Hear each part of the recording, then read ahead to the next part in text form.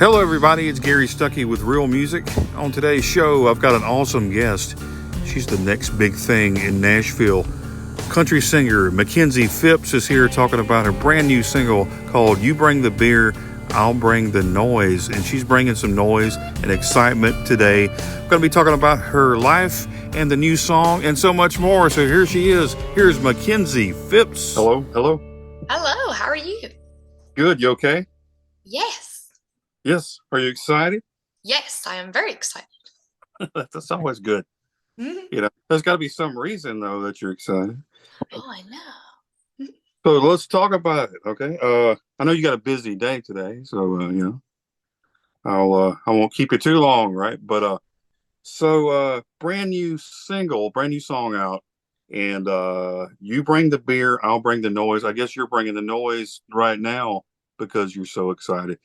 Uh, Yeah. tell me about the, Tell me about the release and what's going on and how excited you are. Well, I'm just so thrilled that this song is finally out because this song is very close to home to me because it is about my home back in Bluefield, Virginia. And this song was written by Mr. Shane Begley and produced by Mr. Sal Oliveri, as well as he did collaborate on the song.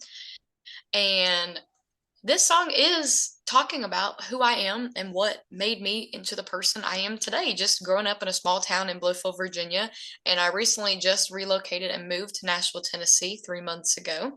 And the whole song is talking about, I'm from this small town and I have these big city dreams. And I would love to one day move to the big city and hope that my dreams and hard work pay off. And that's exactly what I am hoping is happening at Yeah, the moment. And there you go. You need to write more yes, songs about them, like, $10 million fell from the sky. Write a song about that. And just uh, yes, yes. But then but we also thought about incorporating beer into the mix just to make it well, a there you go. overall country party song. Well, that's what people expect to hear a lot of times when they're cranking up the music, a fun song, and but I've been listening to your voice now. I was trying to figure out. I like to do that. I'm like, who does she sound like? And I'm hearing Leanne Rhymes. Have you been told Leanne Rhymes?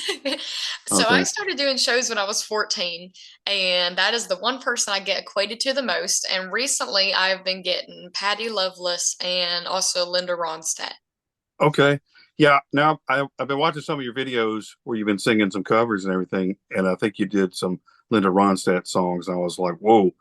So I could hear that, definitely hear that, uh, and was just kind of blown away. But now I saw a clip of you singing the national anthem, and you were like, this high, and you nailed it. Some kids, they're cute, they can sing, they're decent, they can sing, and you're like, that's cute. Oh no, you nailed it. I was like, man.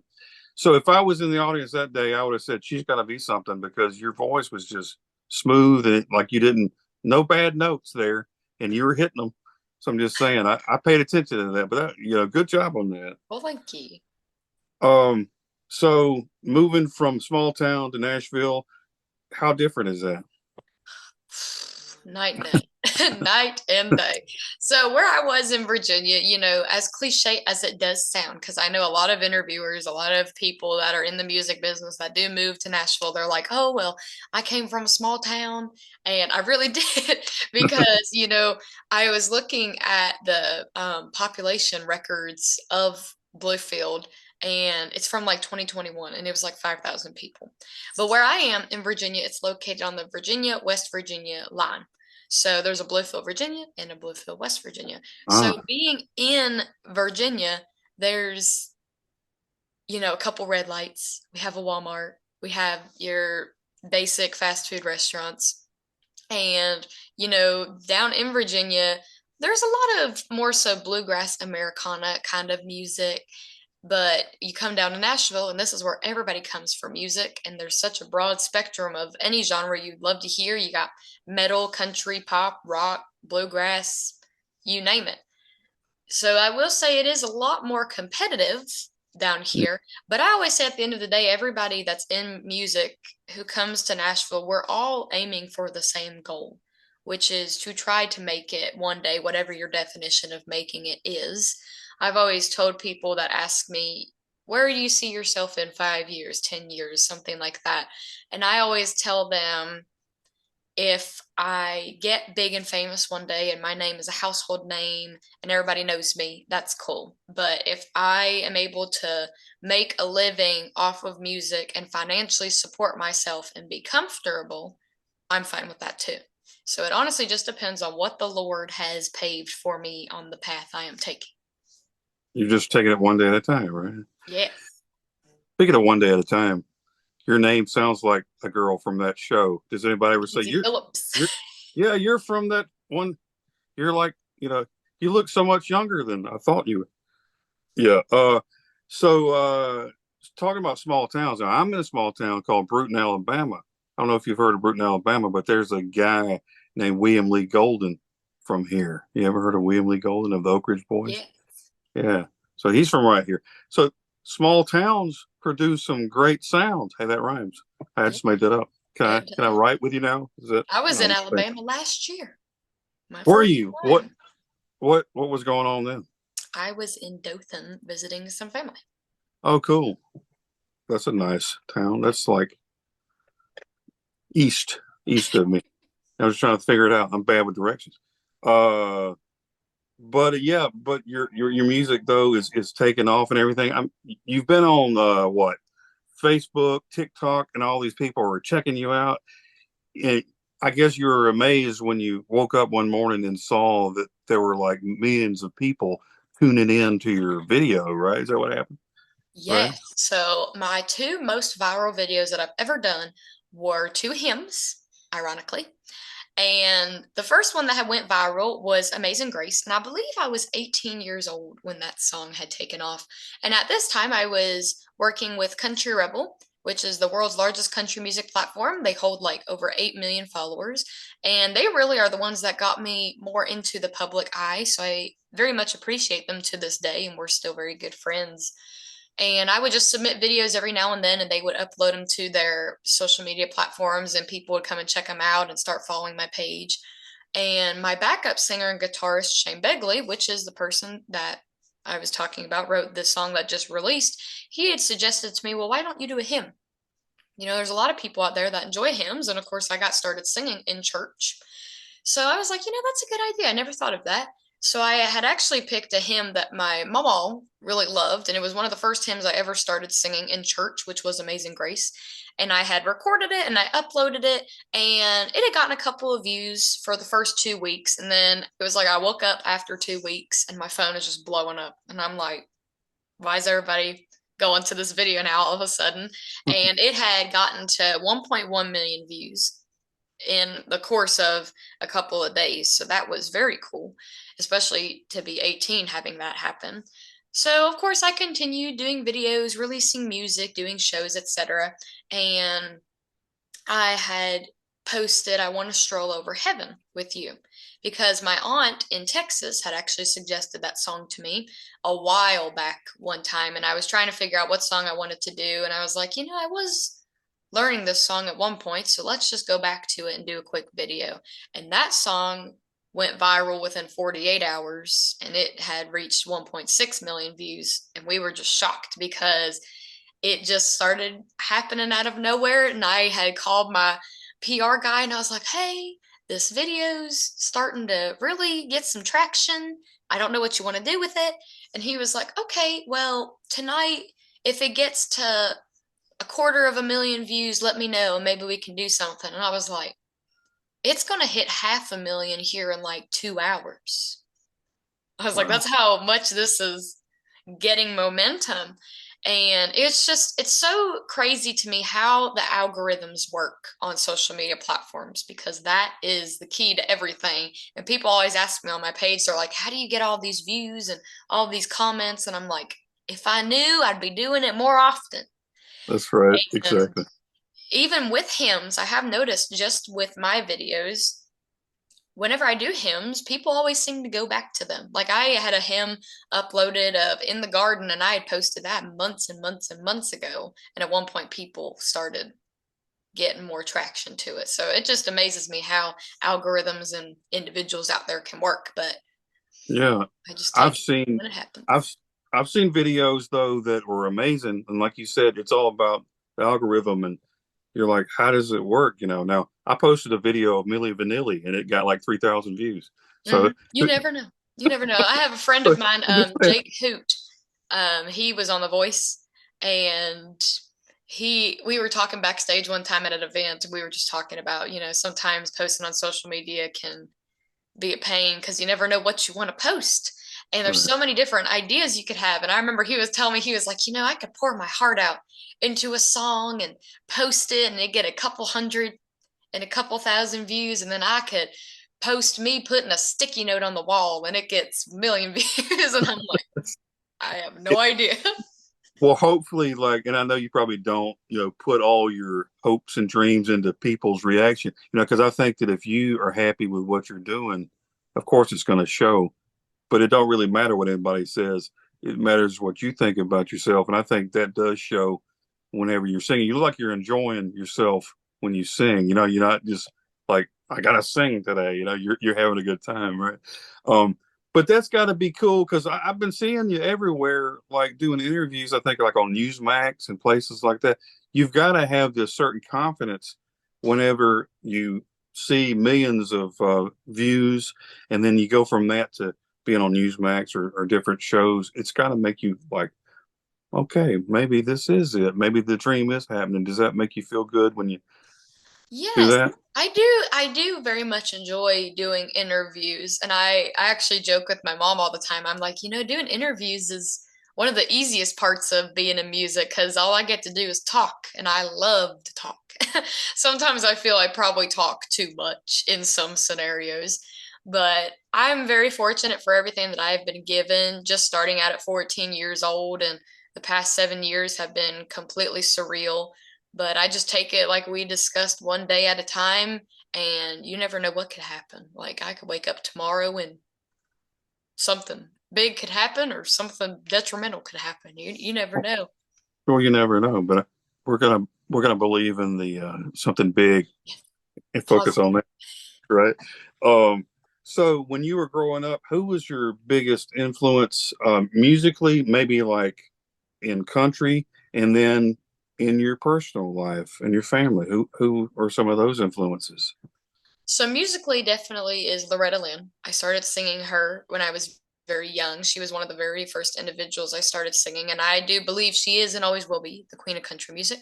And it broke my heart when she decided to go be with the Lord. Mhm. It was very difficult because I have been very fortunate in my life to have not lost somebody very close with me. I've not really gotten to experience grief like some people out there have. And as crazy as it sounds, when she passed, that was my first moment of grief. And I know that probably sounds crazy because some people out there are probably like, well, you never met her. She did all of this stuff and you never got the chance to meet her. She could have been a great person. She could have been a bad person. You have no idea.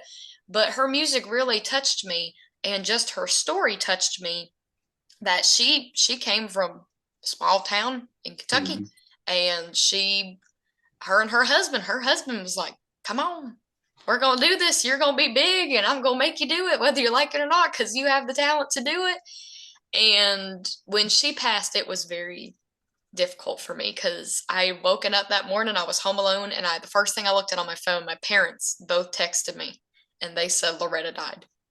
And I just sat there and I just cried in my bed. Well, It was terrible. It was really terrible. But I guess the Lord decided heaven needed more joy to it on that day. So she is always going to be one of my biggest idols, and I will never not sing her music at my shows or out at any kind of event. So she is definitely my music person.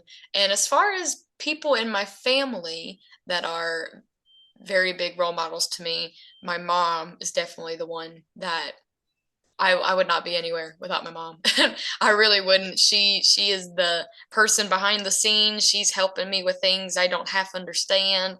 She's the reason I've even been doing this stuff because I knew I could sing, but she knew when I was young that I had a very big talent, and she pushed me to do so many things that at the time I thought were crazy for especially like a 14-year-old to be doing. I was doing shows in bars and doing shows at different venues and festivals and all that. And I was like, I'm 14 years old and I'm so nervous and I'm scared. What if I'm not good enough? And she always pushed me to strive for excellence. And she still does to this very day. So I would not be anywhere without my mom. Well, I know she appreciates you saying that. Maybe she'll throw you some money or something. Tell her I said no. Uh, so is there a singer that you want to work with that you haven't worked with before, or maybe tour with, or do a show with that would make your dreams come true? Who would I that be? love Ashley McBryde. I Okay. love her. I think she is a phenomenal singer and songwriter.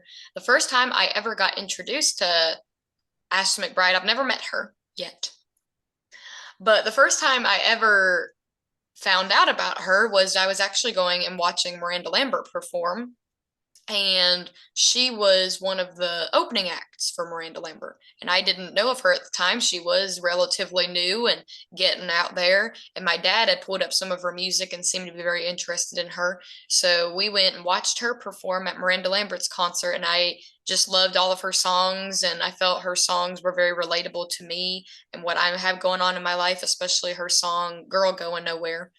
I very much enjoy that one, and I would play that one all the time. And she's just so down to earth. At least she seems so down to earth, and she doesn't care what anybody thinks, and she's busted her butt in Nashville for such a long time to get where she is today, and I admire her so much. So I would love for one day to meet her. I hope that happens. Yeah. So whoever's watching, make that happen. Help a girl out. Yes. Right? Just saying, help her out. But yeah, talking about the influences and people like Loretta Lynn, though, you feel like you know them because you listen to their music all the time. Probably people listen to your song, your new single, and they go, "I can relate to this." And maybe I always like reading biographies. That's why I love doing interviews because I get to find out more about the people, and it's like you become their friend, even though you've never known this person, but suddenly a part of them, and you always take a part of them with you because what they've said has kind of entered your heart, and you kind of keep that with you. That's what happens with music. With Loretta, it just touched your heart, and you related to her, and that to me, that's what music does. Don't you think music is such a great thing that brings people together, that really helps you out when you're having a song like your new single that kind of brings people together, gets them thinking, and gets them smiling, right? Yes, and it amazes me how much my music can resonate with people, even songs that are not mine that I cover, like my hymns, for example. I think music touches people in ways that actions just cannot. I think music just hits a certain nerve with people, and it could be a happy song, a sad song, an angry song. Music can fit in any emotion that the human being has. And, that's the one thing I always turn to. If I'm sad, I'm going to turn on sad music. If I'm happy and riding down my car, I'm going to play uh, fun, happy song. If I'm mad, I'm gonna play something that's angry. So there's something out there for everybody, and it's just amazing how much music can resonate with people in their own way. Yeah, no, it really does work like that.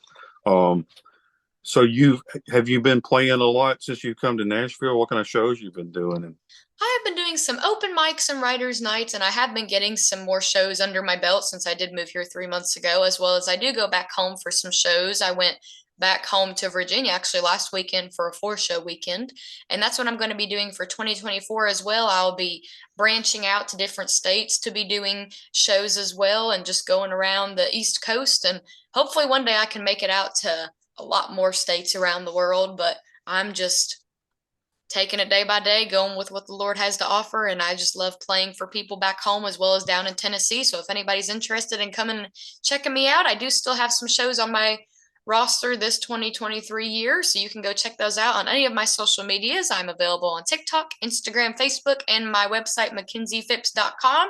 And if you come to one of my shows, maybe our paths will meet. there you go. Well, maybe you can come down to Alabama, down south near the Florida line to Bruton, Alabama. Just saying. But I know that people are going to love your music. I know the new single. I know you're excited, and I hope all the best for you. And And oh yeah, one more thing before I let you go. How about doing a cover one day of my favorite hymn, "Precious Lord, Take My Hand"? How about that? Put that on your list to see what you I can will do. How about that? But that's put it. see, Precious that's Lord, take my hand. all right. There you go. I I can make appreciate that happen. my all-time favorite hymn. All right, Uh, I got it written down. awesome. I'm always See, looking for new hymns. well, there you go. I'll take him. Yeah, no, no, but thank you so much for talking to me today. I know you've got a busy day and you're excited. Don't have too much fun. Don't get too excited that you just pass out from sheer joy because Well, thank nobody you wants so to do much that. for meeting with me today, Gary. I really do appreciate it. All righty. Well, you have a good day. You too. Thank you. Bye All bye. right. Bye. Thanks for tuning in, everybody. Be sure to check out Mackenzie's website, MakenziePhipps.com, for more information. And always remember to keep the music real.